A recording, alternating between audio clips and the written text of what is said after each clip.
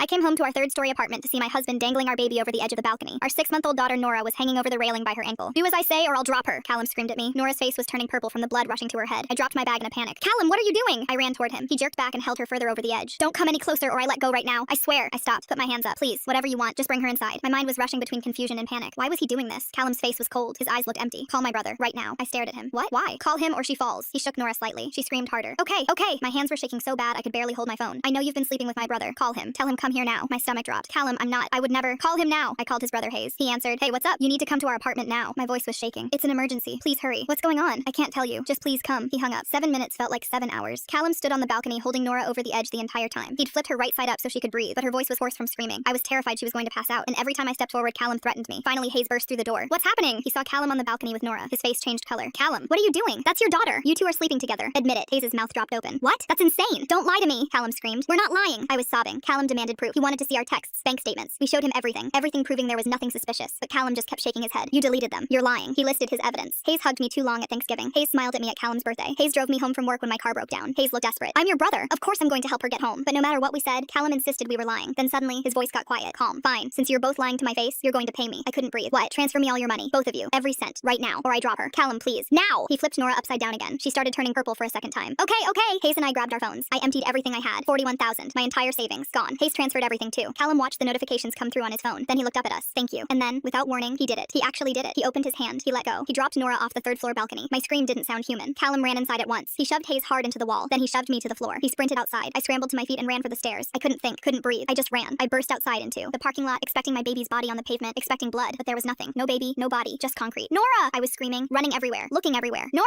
Baby, where are you? She was gone, just gone. Hayes was gone too. His car wasn't in the parking lot. A neighbor heard me screaming, called 911. Police arrived in 6 minutes. I told them everything through sobs. The officer looked confused. Ma'am, there's no body here. I know, where's my baby? They pulled up the building's security footage. It showed our third-floor balcony, showed Callum holding Nora over the edge, showed him letting go. Then the camera angle switched to the ground. My heart just stopped. An older woman was standing directly below, right where Nora would fall. She caught Nora in her arms. The footage zoomed in and I recognized the woman immediately. That's Margot, my mother-in-law. The footage continued, showing Margot running to a van with Nora in her arms. Then Callum sprinting out and jumping in. The van sped away with Margot, Callum, and my baby inside. More footage showed Hayes leaving through the back exit and driving away. They planned this, I whispered. All of them. But why? Why do this? I couldn't figure it out. And then, everything clicked at once. Margot hated me. She'd always told Callum she could raise Nora better. Callum always chose to listen to her over me when it came to parenting. Then I remembered how Callum had been acting for the last few weeks, constantly asking about my savings, how much I had. I realized they'd all created this fake affair story. They extorted me, stole my baby. This was a heist. The officer issued a statewide APB immediately. The description of the van was given to every checkpoint. I kept thinking, what if they were already gone? What if I never get Nora back? Then 2 hours later, I got the call. They were arrested trying to cross the state border. Is my baby okay? I asked. The officer breathed. Yes, ma'am. She's unharmed. I got Nora back that night. Then I visited Callum in jail. We can work it out, he said. Just drop the charges. I stared at him, the man who dangled our daughter over a balcony. I hope you get killed in there. I stood up. And when Nora grows older, I hope she dances on your grave.